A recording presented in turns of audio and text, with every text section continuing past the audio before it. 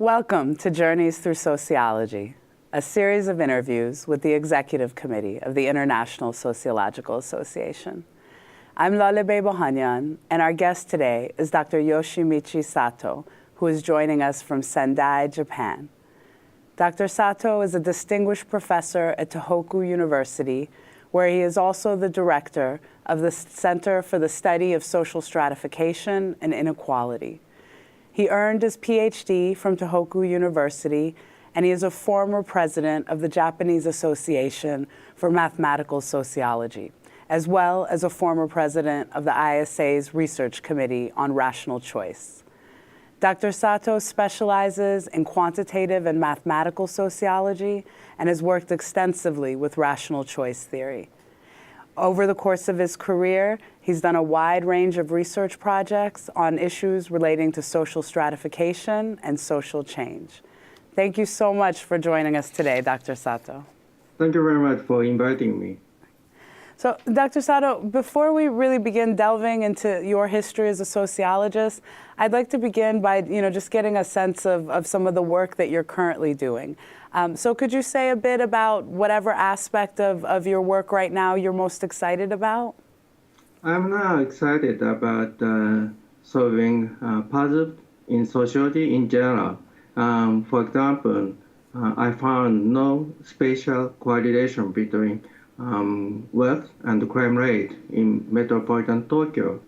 In big cities in the United States, there's a correlation between them. I mean, the crime rate is lower in richer areas. However, we don't see such correlation in Tokyo.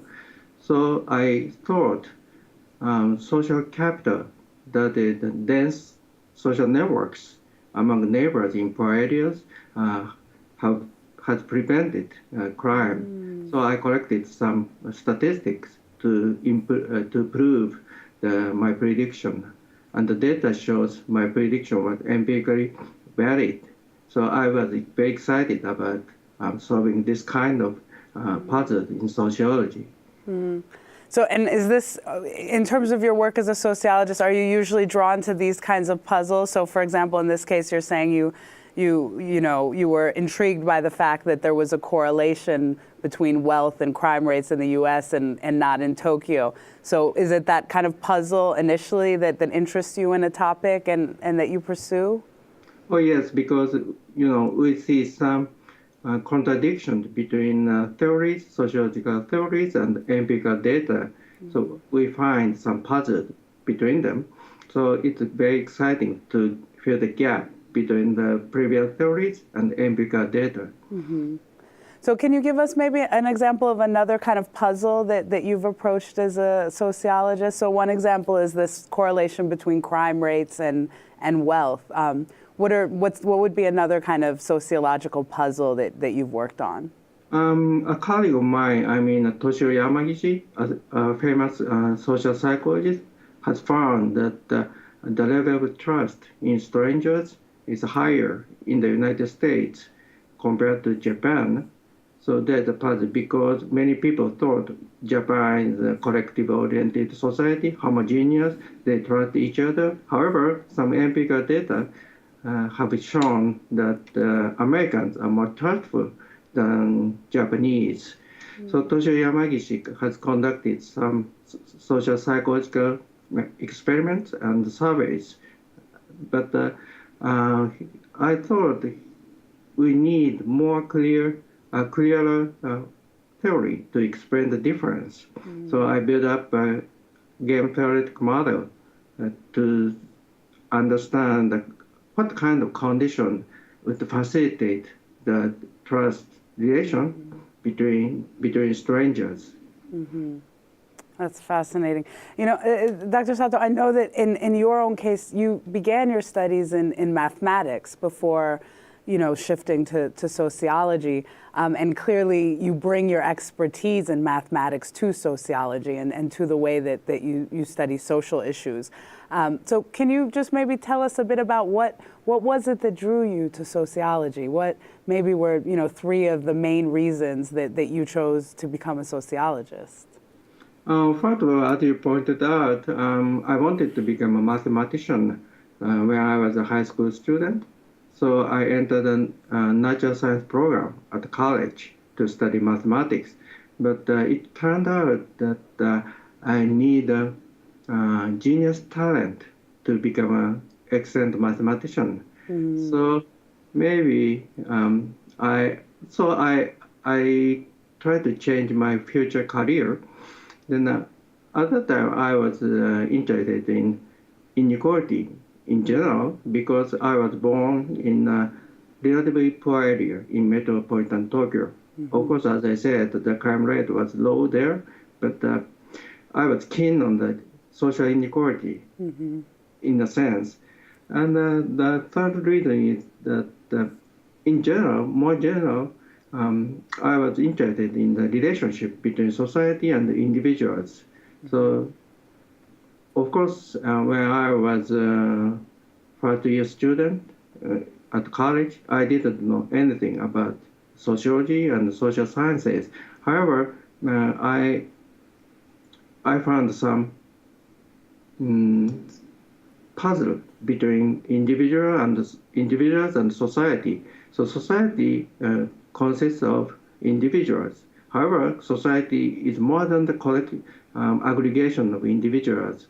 So society controls the behavior of individuals, even though it consists of individuals. So this kind of interaction or relationship was quite puzzling to me. So I wanted to uncover the secret between the relationship between society and individuals. Okay, go ahead. I'm sorry, I didn't mean to interrupt you. I mean, it sounds like those are kind of two issues that draw many people to sociology. One, the first that you brought up of inequality, and secondly, this way of trying to understand society beyond just an aggregation of individuals and the way that social relationships work. Yeah. Dr. Sato, as you said that you were raised in a poor neighborhood, and so you always had this kind of interest in inequality. What was it about sociology that you felt was a powerful way of understanding or addressing issues of inequality? How do you see sociology as being useful for that? I would say there are two approaches in sociology to study inequality.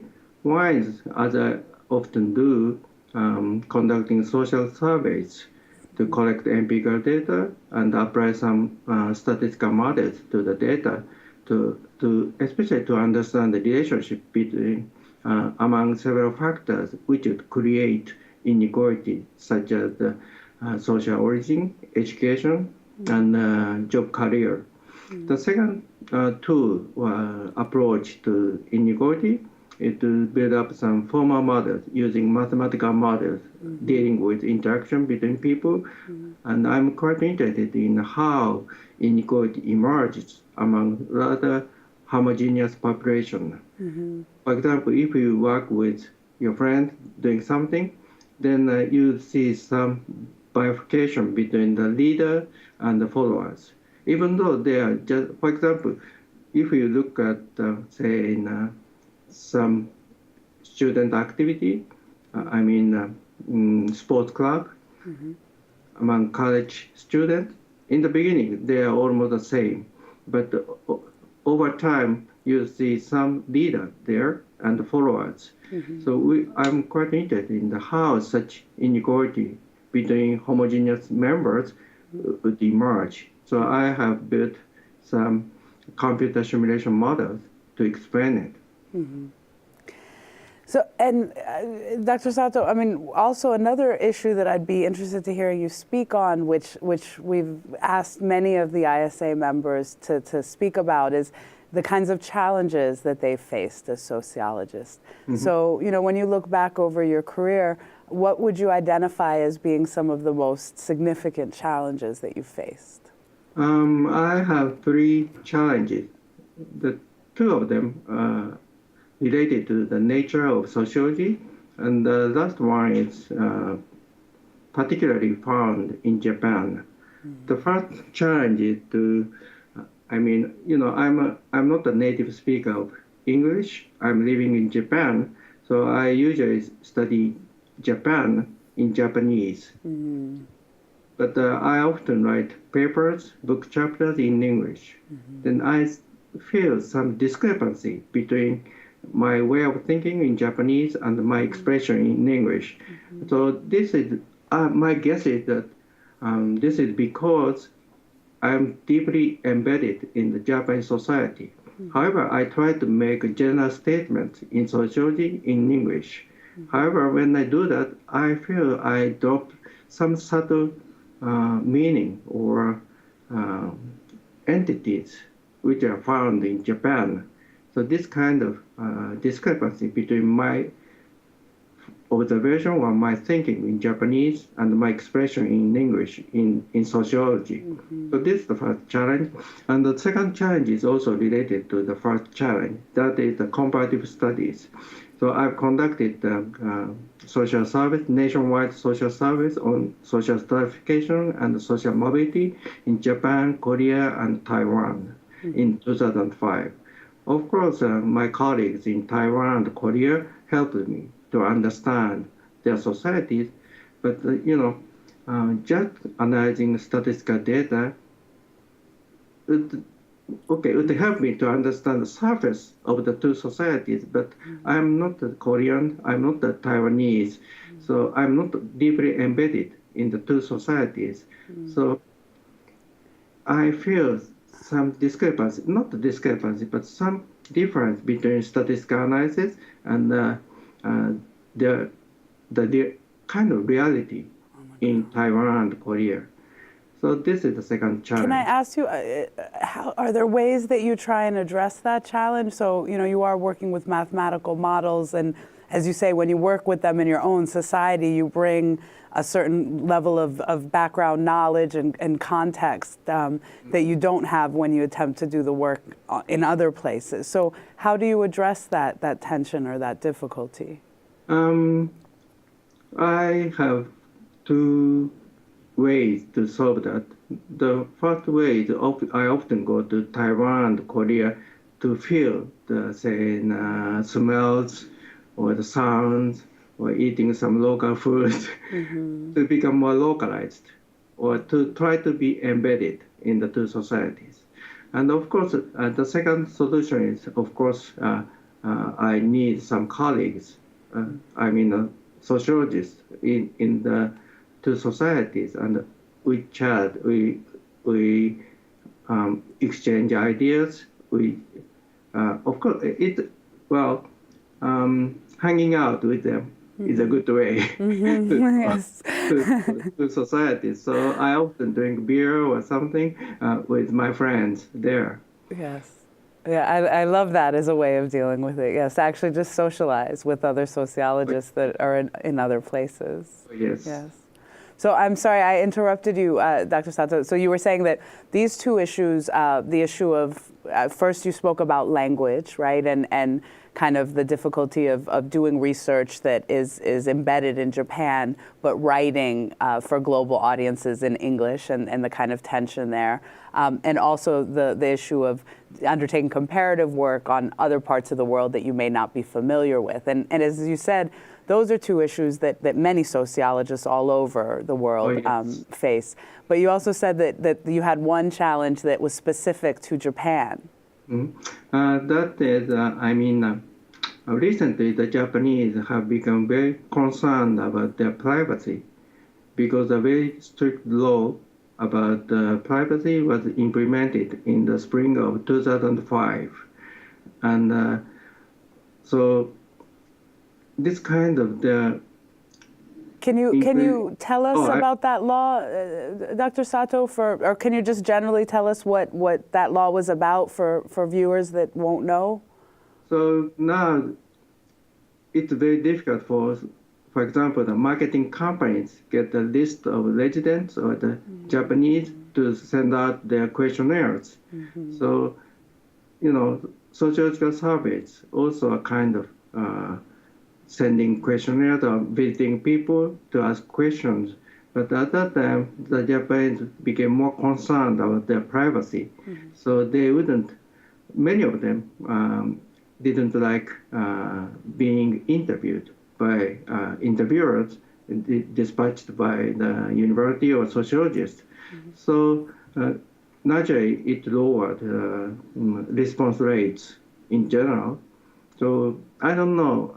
I can't figure out good solution now, but sociologists in Japan should do something to improve the situation.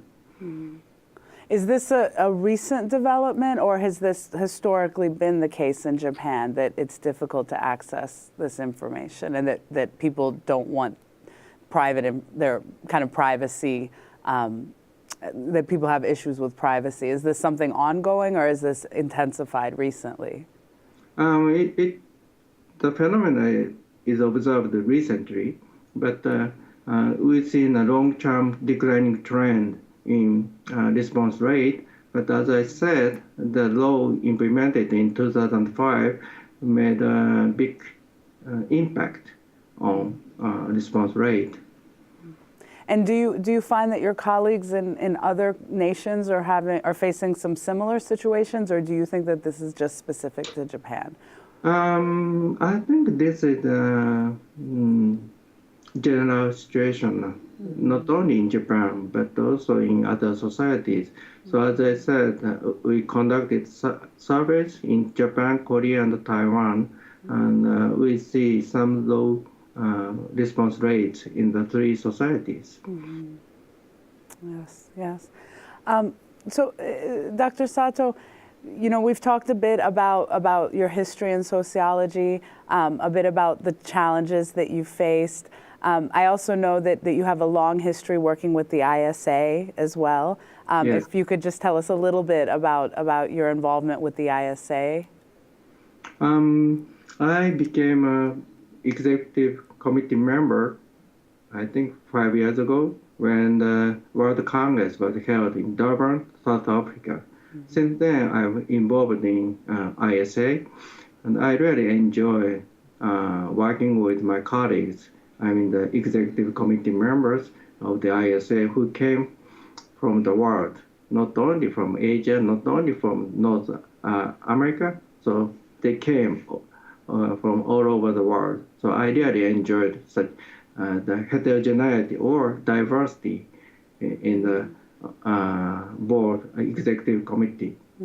And I also enjoyed, what should I say, working with junior sociologists worldwide. So I organized a PhD lab, I think 3 years ago in Yokohama, Japan, and I had a good time discussing with junior sociologists worldwide. And recently I went to South Africa, where Tina, the vice president, organized a PhD lab there. I also enjoyed a nice, beautiful natural environment there, and discussing excellent young sociologists. So, and Dr. Sato, we've talked a bit about, kind of efforts to bridge national boundaries and to connect with sociologists in different parts of the world. Do you feel any kind of, or do you make efforts to also connect with sociologists across the divide between quantitative and qualitative sociology? Is that something that, in your own work, do you kind of try and push beyond those boundaries or engage with other sociologists who have different methodological approaches? Well, sure, I'm very flexible about that. Or I would say we need a good link between quantitative and qualitative sociology. So in the beginning of this interview, I talked about spatial correlation between the crime rate and the poverty or wealth. And I found the discrepancy between the previous theories on crime and poverty because, as I said, I was born in a relatively poor area in metropolitan Tokyo. But when I was a kid, I didn't find any serious crime there. So this is a kind of participatory observation in my area, in a sense, even though I was just a kid, amateur sociologist. So this kind of qualitative observation of my city, my hometown, was linked to my statistical analysis of metropolitan Tokyo.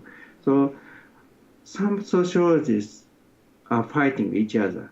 You know, some people are in the quantitative analysis camp, and some people are in the qualitative analysis camp.